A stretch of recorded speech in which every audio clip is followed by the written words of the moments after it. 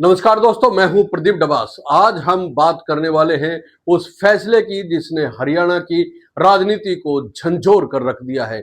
जींद जिले की उचाना विधानसभा सीट से जुड़ा यह मामला आज पंजाब एवं हरियाणा हाई कोर्ट के आदेश के बाद और भी ज्यादा गर्मा गया है। अदालत ने भाजपा विधायक देवेंद्र अत्री की याचिका को खारिज कर दिया है।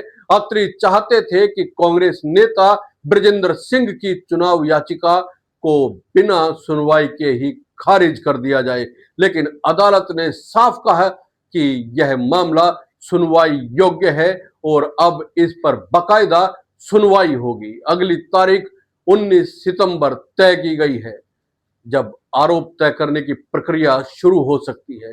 अब आप सोच रहे होंगे कि आखिर यह मामला इतना बड़ा क्यों है? क्यों सिर्फ एक सीट की लड़ाई पर पूरा हरियाणा नहीं बल्कि पूरा देश नजरें गड़ाए बैठा है? तो दोस्तों, वजह है इस जीत हार का बेहद मामूली अंतर। उचाना विधानसभा सीट पर 2024 में हुए चुनाव पर भाजपा के देवेंद्र अत्री ने कांग्रेस नेता ब्रजेंद्र सिंह को हराया था। जीत का अंतर कितना था? सिर्फ 32 वोट का। जी हां, लाखों वोट गिने गए, लेकिन नतीजा तय हुआ सिर्फ 32 वोट से और यहीं से शुरू हुआ पूरा विवाद। ब्रजेंद्र सिंह का आरोप है कि इस चुनाव में पोस्टल बैलेट और मैनुअल बैलेट की गिनती के दौरान भारी गड़बड़ी की गई। करीब 215 वोट रिजेक्ट कर दिए गए, जिनकी संख्या चुनाव परिणाम के अंतर से कई गुना ज्यादा थी। सवाल यह है कि जब रिजेक्टेड वोटों की गिनती हार जीत के अंतर से कहीं ज्यादा है, तो क्या उन वोटों की दोबारा जांच नहीं होनी चाहिए थी? क्या चुनाव आयोग और रिटर्निंग ऑफिसर की जिम्मेदारी यही खत्म हो जाती है कि वोट रिजेक्ट कर दो और जनता की आवाज को कूड़ेदान में फेंक दो? आज हाईकोर्ट ने अत्री की याचिका खारिज करते हुए दरअसल यही संदेश देने की कोशिश की है कि लोकतंत्र के सवालों को इतनी आसानी से दरकिनार नहीं किया जा सकता। अदालत ने माना कि ब्रजेंद्र सिंह की याचिका पर सुनवाई होगी और ये परखा जाएगा कि वास्तव में उचाना सीट पर जनता का जनादेश उनके पक्ष में था। लेकिन यहीं से कुछ बेहद गंभीर सवाल भी खड़े होते हैं। पहला सवाल यह है कि क्या सिर्फ 32 वोट से तय हुई जीत वाकई जनता की आवाज थी या फिर चुनावी प्रक्रिया की खामियों का नतीजा? दूसरा सवाल है कि क्या 215 रिजेक्टेड वोट लोकतंत्र की सबसे बड़ी विडंबना नहीं है? तीसरा सवाल है, क्या चुनाव आयोग ने अपना काम पूरी ईमानदारी से किया? और चौथा सवाल है दोस्तों, क्या रिजेक्टेड वोटों के पीछे कोई राजनीतिक साजिश थी? और पांचवा सवाल, क्या हरियाणा की राजनीति में यह मामला एक नए भूचाल की शुरुआत है? दोस्तों, लोकतंत्र का मतलब है जनता की भागीदारी, लेकिन अगर जनता का वोट ही चुनावी प्रक्रिया की भेंट चढ़ जाए तो उस लोकतंत्र का क्या होगा? जरा सोचिए, 215 वोट रिजेक्ट किए गए और नतीजा तय हुआ सिर्फ 32 वोट से। यह अंतर इतना छोटा है कि किसी भी एक बूथ पर एक मामूली सी गिनती की गलती पूरे नतीजे को पलट सकती है। ब्रजेंद्र सिंह ने मार्च 2025 में हाईकोर्ट में याचिका दाखिल की थी। उनका कहना है कि चुनाव आयोग ने न केवल लापरवाही की बल्कि नियमों की भी अनदेखी की। नियम साफ कहते हैं कि अगर रिजेक्टेड वोटों की संख्या हार जीत के अंतर से ज्यादा है तो रिटर्निंग ऑफिसर को उसकी दोबारा जांच करनी ही चाहिए, और वो भी वीडियोग्राफी और पारदर्शी प्रक्रिया के तहत। लेकिन ऐसा नहीं हुआ। क्या ये महज एक गलती है या फिर जानबूझकर किया गया खेल? अब बात करते हैं भाजपा विधायक देवेंद्र अत्री की। उन्होंने कोर्ट में यह दलील दी कि ब्रजेंद्र सिंह की याचिका बार बार बदली जा रही है, उसमें नए नए बिंदु जोड़े जा रहे हैं। उन्होंने कोर्ट से मांग की कि इस याचिका को सीधे खारिज कर दिया जाए क्योंकि यह सुनवाई योग्य ही नहीं है।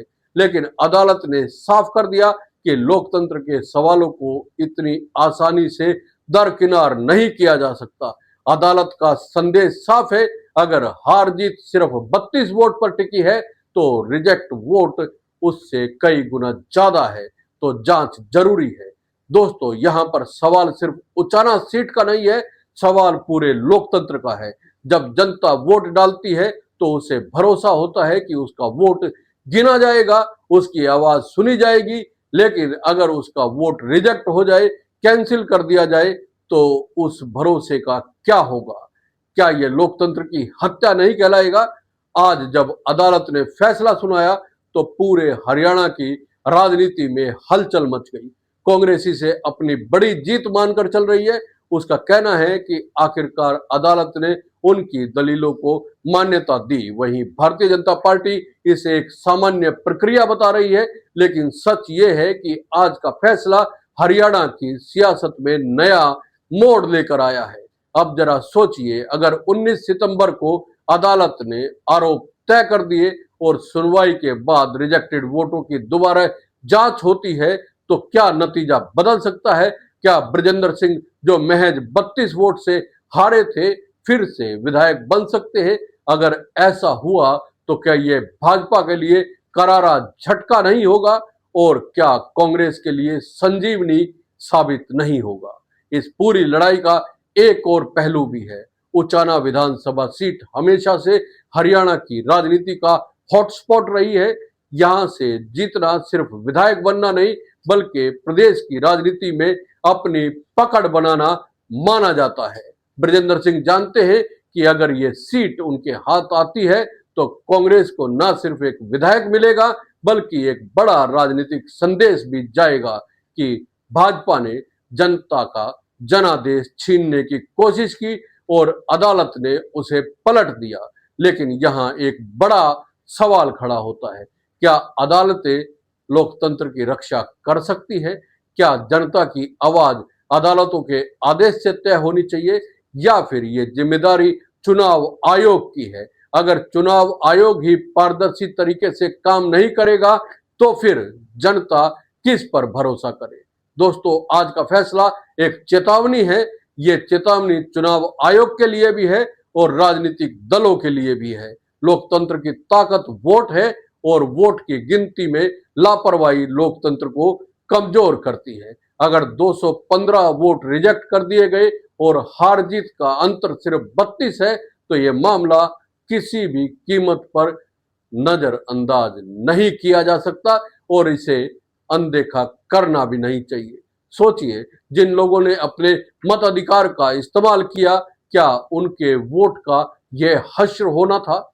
क्या लोकतंत्र में वोट डालने वाला नागरिक यह मानकर बैठे कि उसका वोट शायद गिना ही नहीं जाए? क्या यह स्थिति लोकतंत्र को कमजोर नहीं करती? और अगर ऐसा है तो क्या इस पूरी चुनावी प्रक्रिया पर सवाल खड़े नहीं होते हैं? आज अदालत ने जो फैसला दिया उसने एक उम्मीद जगाई है। लेकिन दोस्तों, असली लड़ाई अभी बाकी है। अदालत में अगली सुनवाई होनी है। उस दिन तय होगा कि ये लड़ाई किस दिशा में जाएगी। लेकिन एक बात तय है, उचाना विधानसभा सीट अब सिर्फ एक चुनावी सीट नहीं रही, ये लोकतंत्र की अग्नि परीक्षा बन चुकी है। तो आज का सबसे बड़ा सवाल यही है, क्या रिजेक्ट वोटों की गिनती लोकतंत्र की असली तस्वीर दिखाएगी? क्या 32 वोट की जीत दरअसल चुनावी छलावा साबित होगी? और क्या अदालत का अगला फैसला हरियाणा की राजनीति को पूरी तरह बदल देगा? आपका क्या मानना है दोस्तों? कमेंट करके जरूर बताइए। और ये वीडियो अगर आपको अच्छी लगी है, पसंद आई है, तो लाइक कीजिए, शेयर कीजिए और चैनल को सब्सक्राइब करना ना भूलें। जय हिंद, नमस्कार।